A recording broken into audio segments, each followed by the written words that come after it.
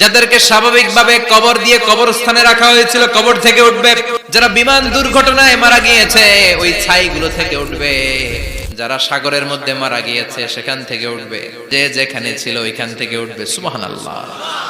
লক্ষ লক্ষ মানুষ উঠে বলবে আমাদের ঘুম ভাঙাইলো কে? ফেরেশতারা বলবে হাযা মা ওয়া'দার রহমান, আজকে হলো ওই দিন যেদিনের প্রতিশ্রুতি রহমান দিয়েছিল। সূর্যটা মাথার কাছে চলে আসবে সেদিন। সূর্যের প্রচন্ড তাপে মাথার মগজগুলো ভাতের মাড়ের মতো গলে গলে নাকের ছিদ্র আর কানের ছিদ্র দিয়ে বেয়ে বেয়ে পড়বে। জিহ্বাটা তৃষ্ণায় বেরোতে বেরোতে নাভি পর্যন্ত এসে ঝুলে থাকবে। মা তার মেয়েকে দেখে দৌড়ে পালাবে, বাবা তার কলিজার টুকরা ছেলেরে চিনবে না। ও আয়েশা, দিনটা এত ভয়ঙ্কর হবে, বাঁচাও বাঁচাও ইয়া নফসি ইয়া নফসি বলে একবার ওই বিপদের দিনে মানুষ যে আকাশের দিকে এরকম তাকাবে, কার গায়ে জামা আছে কার গায়ে জামা নাই, ওই কথা মুহূর্তের মধ্যে ভুলে যাবে রে আয়েশা।